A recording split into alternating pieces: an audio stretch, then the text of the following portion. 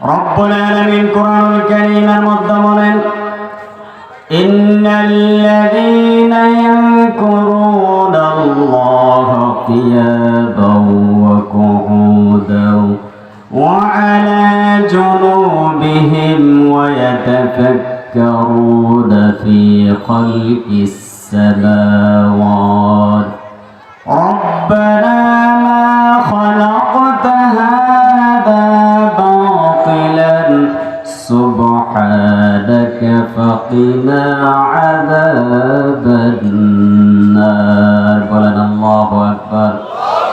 রব্বুল আলামিন বলেন যে কারা জিকির করবেন, রব্বুল আলামিন বলেন নিশ্চয় যারা ইয়াযকুরুনাল্লাহ আল্লাহকে স্মরণ করবে বসা অবস্থায়, আল্লাহকে স্মরণ করবে শোয়া অবস্থায়, আল্লাহকে স্মরণ করবে দাঁড়ানো অবস্থায়। মানুষ তো রব্বুল আলামিনকে তিন অবস্থায় স্মরণ করে, হয়তো একটা মানুষ বসা অবস্থায় থাকে, না হয় একটা মানুষ দাঁড়ানো অবস্থায় থাকে, না হয় একটি মানুষ শোয়া অবস্থায় থাকে। আর মুমিন ব্যক্তি রব্বুল আলামিনকে তিন অবস্থায় স্মরণ করে। আর পৃথিবীর মধ্যে যারা মুনাফিকের বাচ্চা, জালিমের বাচ্চা, কাফেরের বাচ্চা, যারা আল্লাহর দুশমন, নবীর দুশমন, তারা রব্বুল আলামিনকে বসা অবস্থায় স্মরণ করে না, শোয়া অবস্থায় স্মরণ করে না। তারা শয়তানের নাম নিয়ে বসে এবং শোয় এবং দাঁড়ায় থাকে। ঠিক না বেঠিক? এজন্য মুমিন ব্যক্তির প্রতিটি কাজে, প্রতিটি কর্মে, জীবনের পা থেকে শুরু করে মাথা পর্যন্ত নবীর সুন্নাত এবং রব্বুল আলামিন যে জীবনকে, লাইফকে গঠন করার জন্য বলেছেন, সেই মুমিন ব্যক্তি তার জীবনের মধ্যে রব্বুল আলামিনকে সব সময় ফিট করবে, নবীর সুন্নাতকে ফিট করবে। আর মুমিন ব্যক্তি সব সময় আল্লাহর নাম নিয়ে গড়তে বের হবে। বিসমিল্লাহি তাওয়াক্কালতু আলাল্লাহ, আমি আল্লাহর নামের উপর ভরসা করে বের হলাম।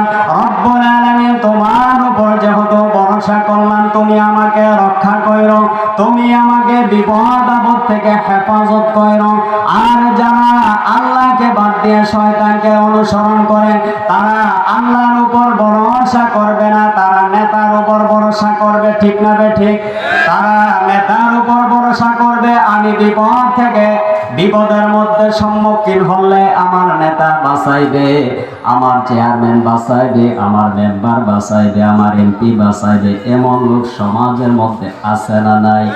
আর মুমিন ব্যক্তি মেম্বারের উপর ভরসা করে না, মুমিন ব্যক্তি চেয়ারম্যানের উপর ভরসা করে না, মুমিন ব্যক্তি কোন মেম্বারের উপর ভরসা করে না, এমপি মন্ত্রীর উপর ভরসা করে চলে না।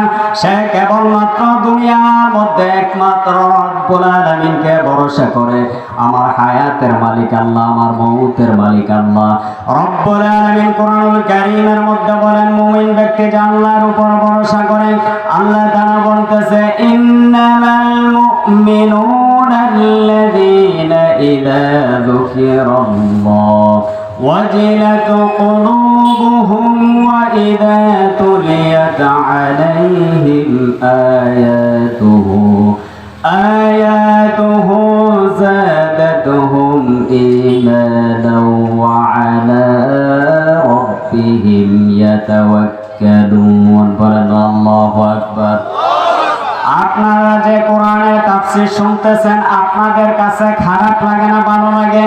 খারাপ তো তাদের কাছে লাগবে যারা শয়তানের উত্তরসূরি, খারাপ তো তাদের কাছে লাগবে যারা আবু জাহেলের উত্তরসূরি, খারাপ তো তাদের কাছে লাগবে যারা নমরুদ ফেরাউনের উত্তরসূরি।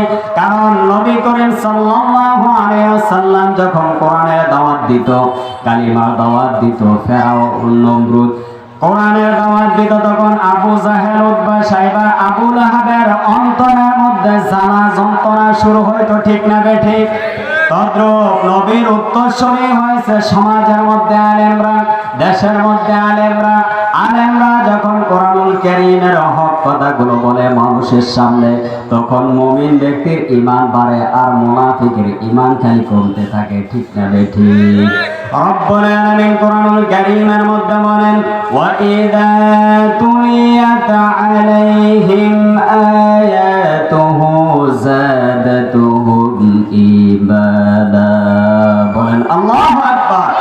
রব্বুল আলামিন বলেন, মুমিন ব্যক্তি ব্যক্তির সামনে যখন আল্লাহ কোরআনুল কারীম তেলাওয়াত করা হয়, ওয়া ইযা তুলিয়াত আলাইহিম, মুমিন ব্যক্তির সামনে যখন কোরআনুল কারীমের আয়াত তেলাওয়াত করা হয়, যাদাতুহুম ঈমানা, তখন মুমিন ব্যক্তির ঈমানটা খালি বাড়তেই থাকে, বলেন আল্লাহু আকবার।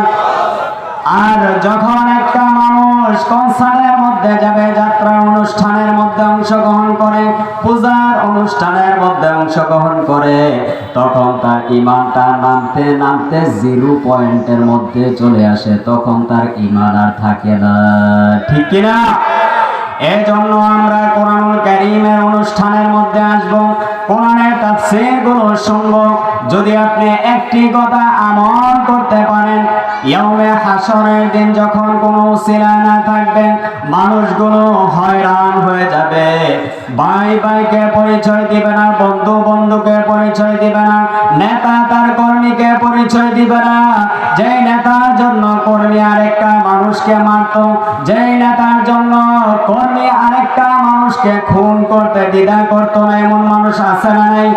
রব্বুল আলামিন ইয়াউমে হাসরের দিন কোরআনুল কারীমের বলতেছেন, ইয়াউমা নাদউ কুল্লু উনাসিম বিইমামিহিম। ইয়াউমে হাসরের দিন রব্বুল আলামিন প্রত্যেক নেতাকে তার কর্মী সহ হাজির করবেন।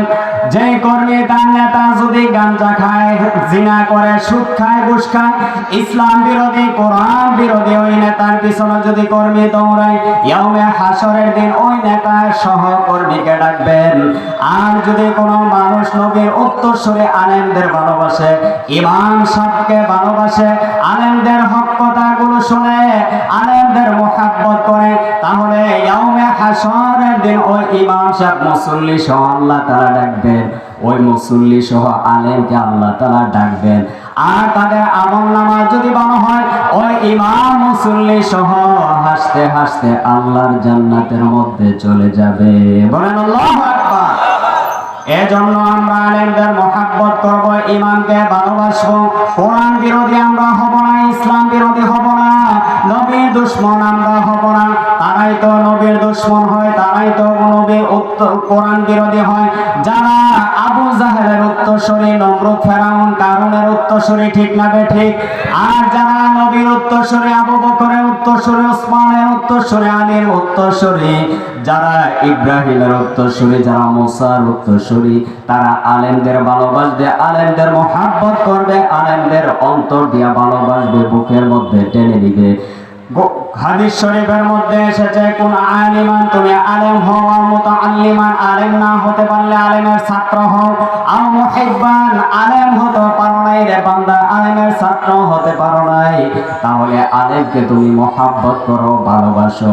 এখন অনেক মানুষ আছে, আলেমরা যদি ভালোভাবে চলাফেরা করে, ভালো খায়, ভালো পিন্ধে, ভালো পোশাক পরে, তাহলে মুনাফিকদের অন্তরে জ্বালা যন্ত্রণা সৃষ্টি হয়। এরকম মানুষ আছে না নাই? বলে আলেম ইমাম সাহেব বেতন পায় 5,000, 10,000, আর আমি বেতন পাই 1,50,000।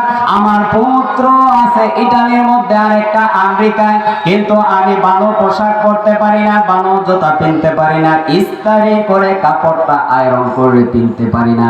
কিন্তু ইমাম সাহেব ভালো জুতা কিনতে 1 মাসে 3টা পাঞ্জাবি পাল্টায়, ভালো ভালো পাঞ্জাবি কিনতে।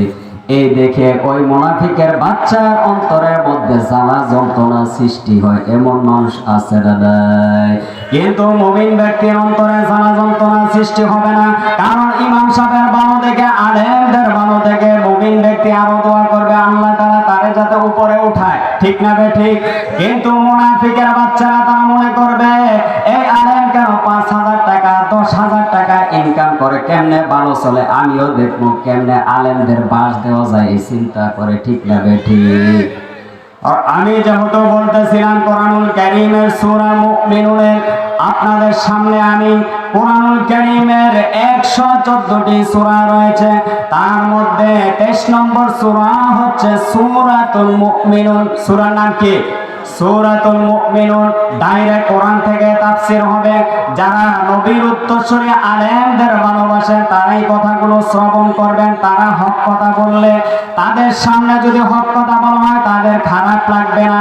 আর যারা নমরুদ, ফেরাউন, আবু জাহেলের উত্তরসূরি থাকবে তারা যদি গাঞ্জা করে ওয়াজ করা হয়, সুদ করে ওয়াজ করা হয়, জিনা করে ওয়াজ করা হয়, আত্মীয়র হক নষ্ট করলে কি আযাব হবে তার ওয়াজ করা হয়, যারা এই সমস্ত কাজে লিপ্ত আছে তাদের অন্তরের মধ্যে একটু খারাপ লাগবে, ঠিক না ঠিক? কিন্তু কোরআনুল কারীমের মধ্যে সুদের কথা আছে না নাই? আর এমন সন্তান আছে পিতা মাতাকে কষ্ট দেয়, পিতা মাতার কথা আছে না নাই? আছে। তাহলে রব্বুল আলামিন কোরআনুল কারীমের মধ্যে মুমিন ব্যক্তির নামে সূরা নাযিল করেছেন। মুমিন ব্যক্তির বিপরীত হচ্ছে মুনাফিক। মুনাফিকের নাম আল্লাহ তাআলা সূরা